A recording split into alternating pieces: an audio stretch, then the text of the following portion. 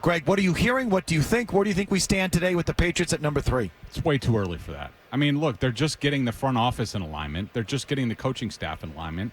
They will study these guys.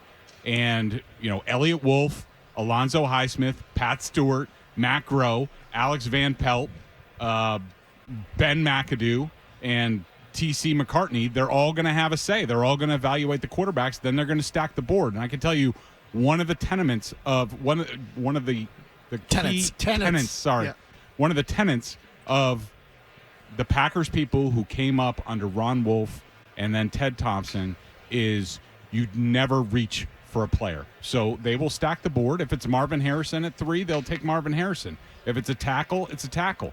It is way too early in the process to say that the Patriots are leaning one way or the other. Could they use a quarterback? Do I think at the end of the day they will pick a quarterback at 3?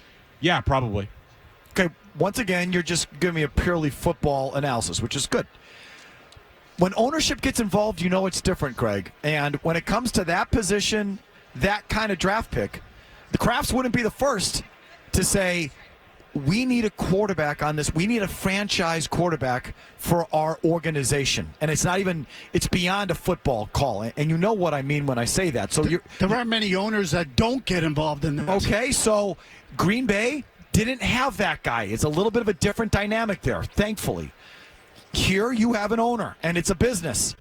And so do you think they are involved on that? I think, of course, they're involved on that level. You think they might not be?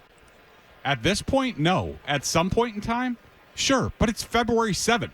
I mean, let's see what happens. Well, no, but that's when an owner says, no, we're sick of not having a quarterback. We're getting a quarterback. And they don't bother with all the reports. That's fine. What about free agency? What about trades? What if they go and get a veteran? What if they sign Kirk Cousins? What if they say the best thing for us is to sign Kirk Cousins or Jacoby Brissett or Gardner Minshew or whoever, and then make sure we have our draft evaluation right, which isn't for another 2 months after free agency. It's February 7th. It's way too early for that. Do I think ownership is going to get involved and have a say? Yes, but not on February 7th. Okay, it's too early for the board to be stacked. I agree. It's not too early for an owner to say, we're taking a quarterback. I'm sorry. I just think that's the way it goes. That's fine, but I'm sure ownership, they're going to get together at some point, probably before free agency, and the Crafts are really good about asking probing questions, and they will say, so what's the plan at quarterback? What are we doing? What would and those guys, I can tell you, Elliott Wolf and Alonzo Highsmith and those guys, they will have a plan. They will say, this is what we envision, and if this doesn't work out in free agency or trades or what have you, then we are prepared to, we're leaning towards this direction in the draft. Where are you leaning, big boy? Nowhere really, but I haven't really studied these guys. But I like Tackle. the top. No, I like the top. I like the top 3 guys in the draft. I don't know if that's going to hold up under more scrutiny, but I like all 3 of them. I think that Drake May has Justin Herbert-like potential.